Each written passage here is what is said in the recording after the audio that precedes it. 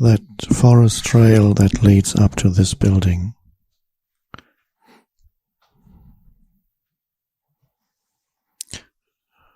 That would be enough.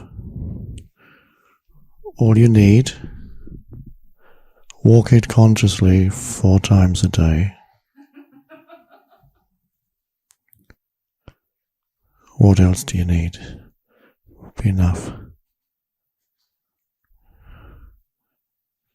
Walking it consciously means 1 step at a time.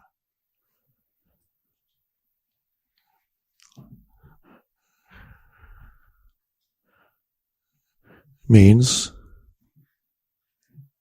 perceiving without labeling the beauty, even without labeling it beauty, the depths. You are walking the depths in which the perception happens.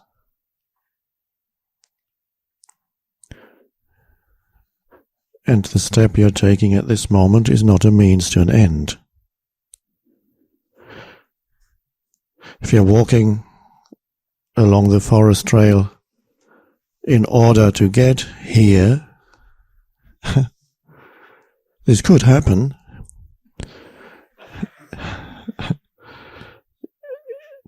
Every step that you take is a means to an end,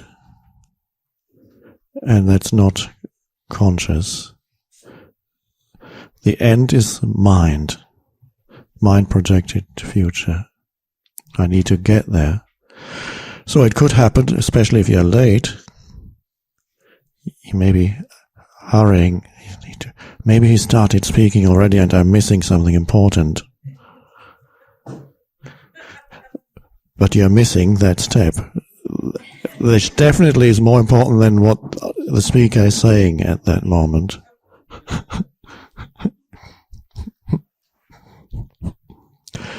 The amazing thing is you can actually walk fast also. You're not reduced to walking slowly always now, to walk consciously. You could even hurry to get somewhere, and you're really, maybe there is little time. Maybe you need to catch a train or whatever it may be. And maybe you need to very quickly now, you have 5 minutes to pack your suitcase. And that can be very beautiful.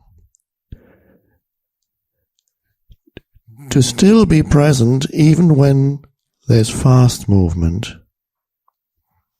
And enjoy every movement of that. The energy movement of it. It's an energy dance.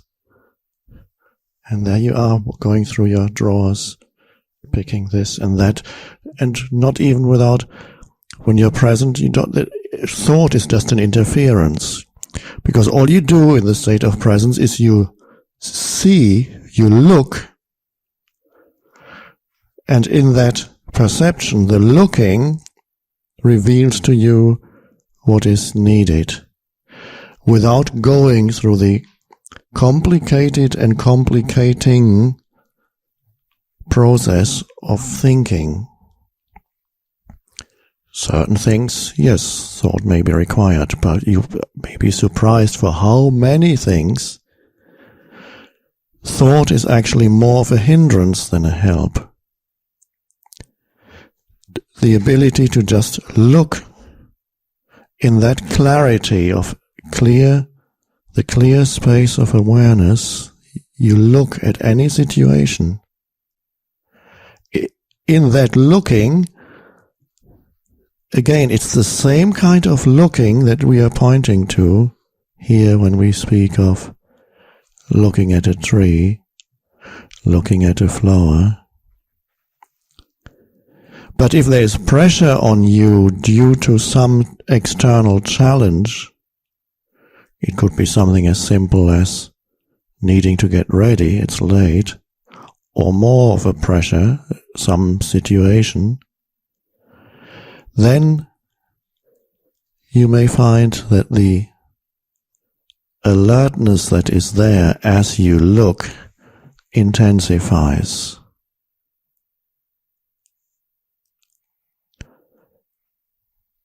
So facing an imminent danger coming towards you, that looking would intensify.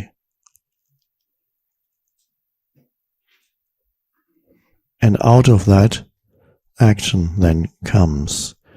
So it could be a simple thing like needing to see what is it that I need to pack.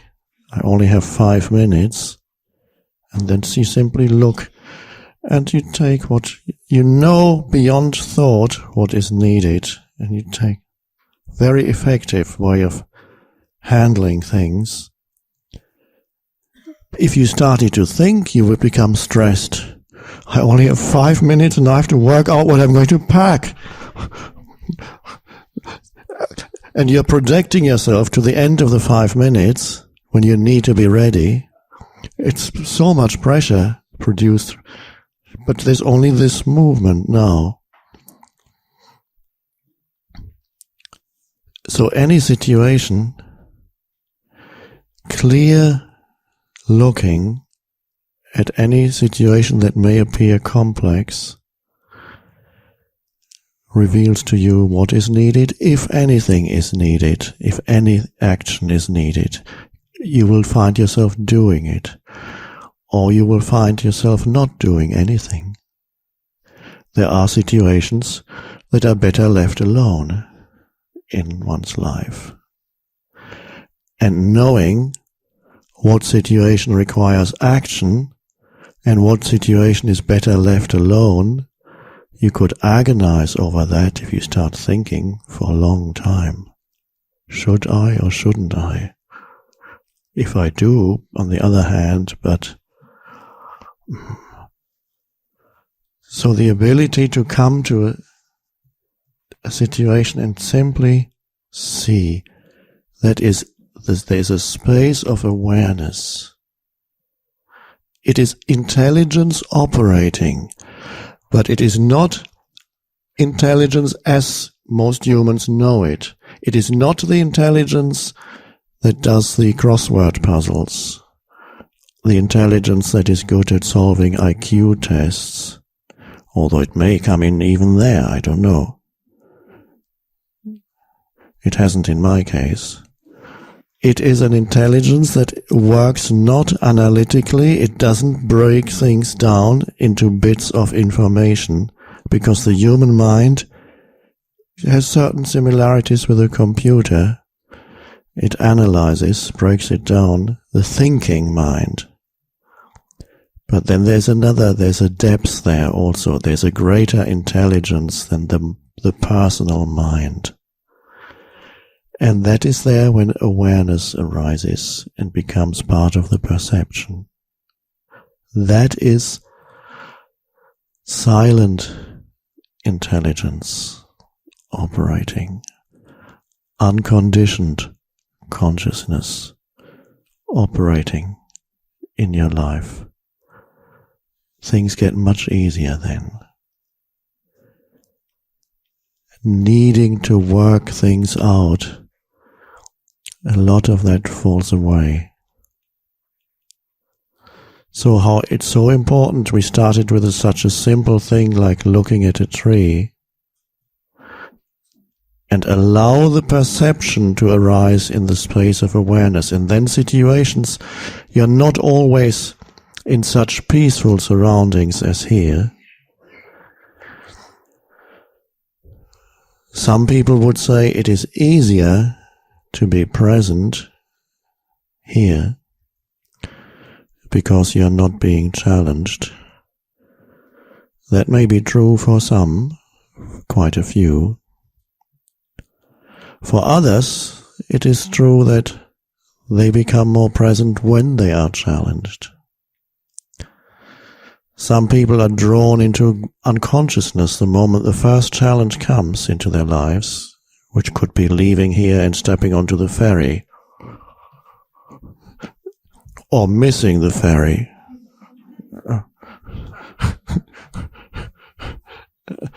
And so they could be had this peaceful 4 days, 5, whatever it is, here, and suddenly a little thing goes not the way it's supposed to go, and the reactivity comes back, could do. Oh my God. Or it could be that the first challenge comes, whatever it may be, and you go, oh. You recognize immediately the isness of that. It's the suchness of that. Missed the ferry. And that moment is good. Your retreat can last a little longer. Cooperate with the movement of life internally. Always. Great power lies in that. Behind anything that goes wrong, if you cooperate with that movement that the mind calls wrong, cooperate internally with that movement that the mind has labeled bad,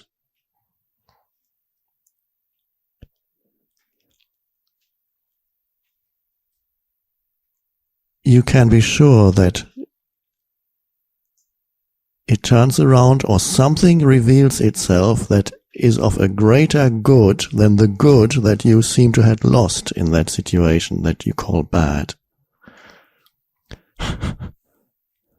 There's always hiding something underneath that which the mind had labeled bad.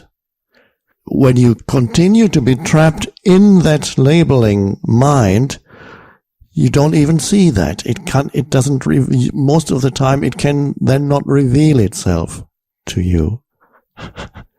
You wouldn't even see it because you've already decided that this situation is bad. And then the good that's hiding, more often than not, you would not even see. Or it cannot even come through. So,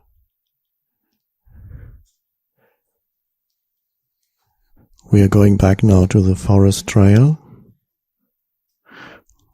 where it all starts, where you take one step at a time. There's such beauty in walking. Not surprisingly, Buddhists have developed walking meditation to simply bring awareness into something that otherwise would be reduced to something meaningless, a means to an end, automatic. Anything you can bring awareness to that otherwise, that is often with you or always with you, but usually you wouldn't even know it because it's always there, or it's usually an unconscious movement. And those are beautiful meditations. There's no real technique here. You're simply bringing consciousness to what's already there. So I recommend for the rest of the time that particularly when you walk here, between your room and the beach, or on the beach, or between here, along the trail, to be conscious of walking, of each step. You don't need to change the way you walk. When Buddhists learn walking meditation, it's fine, they do it their way. You do it very kind of, every walk is a kind of very careful movement of the foot. The heel goes down, the rest of the foot goes down, and the heel goes up, and then the foot lifts up. Let's keep it more simple. To simply watch, that's the way the walking that's taking place now. The other one is fine too, but here let's just do the normal walk and be conscious of each step, the simplicity of each step and the beauty that's in there. Where does that beauty come from? Is it in that step? Well, to some extent, but it really arises out of the awareness, that sense of aliveness, that sense of beingness, of presence that is there with every step. It's not the step in itself, it is because awareness arises and the step happens within that spaciousness of awareness. And that awareness is beauty beyond form. That awareness is sacred. Then every step is sacred that you take. There's something that you cannot describe that is there. There is a quality in every step, an aliveness. And that's only walking.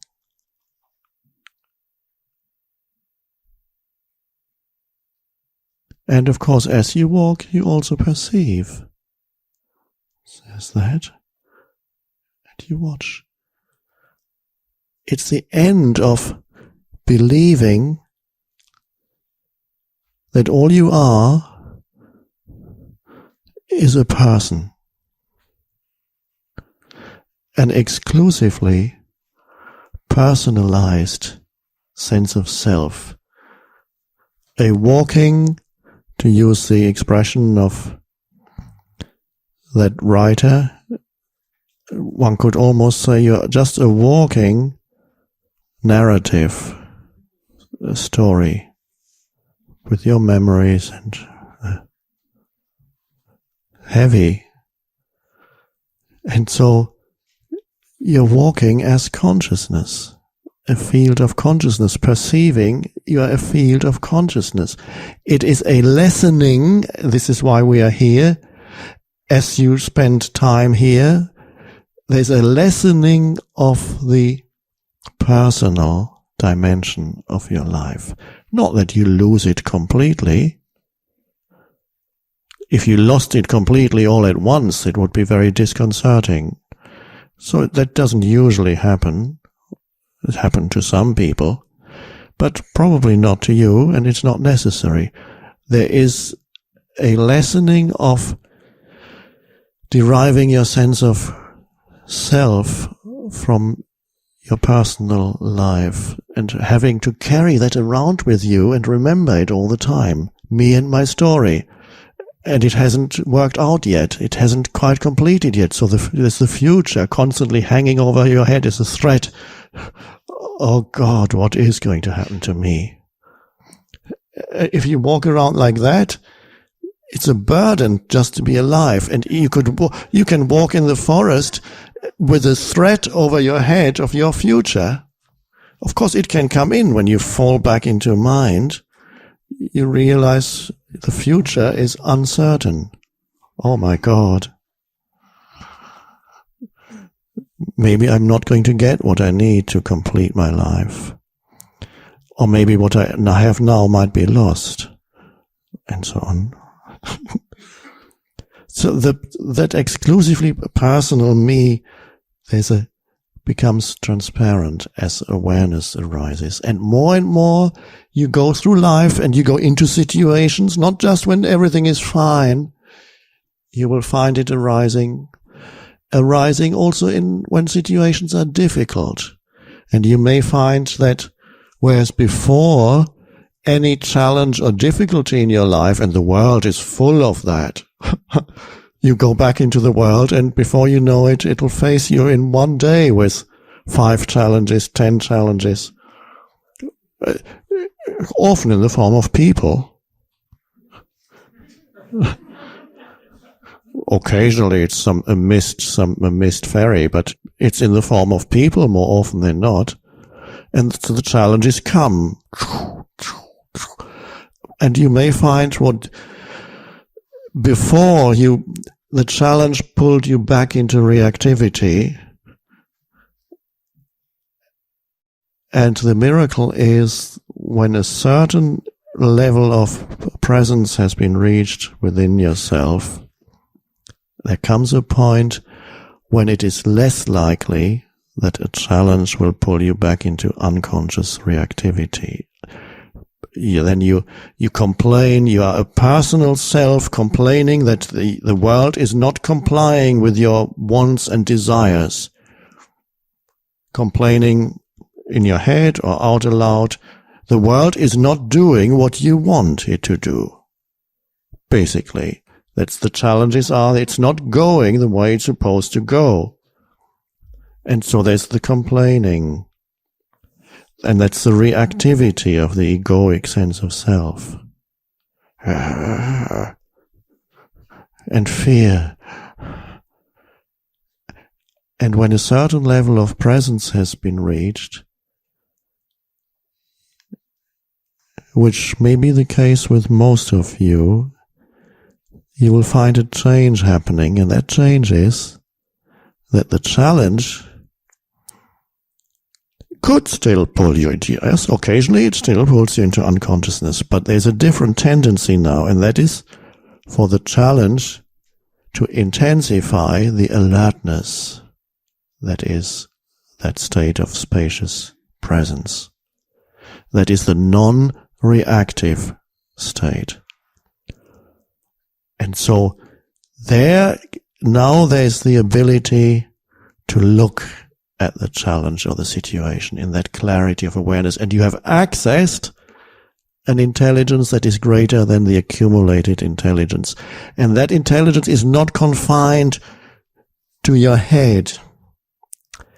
That intelligence is connected to the totality, so it can even operate and seemingly come in as an external factor. Once you have accessed it, it not just operates from within you, that intelligence, it also operates from without, and that often happens as just the right thing happening for that situation, such as is the case in synchronistic events and so on. Or just simply at the right moment, what is needed is suddenly it appears. And sometimes almost it won't fall down from the sky, but it's sometimes you see, how could that have happened? So just where did that come from? And the intelligence operates both ways. This is the beauty of that intelligence. You have accessed the totality. You are no longer cutting yourself off by tying yourself into a little knot within the web of the whole, the little knot claiming an independent existence for itself. And it's called me. And the rest of the web of the interconnectedness of all things, that's the rest of the world.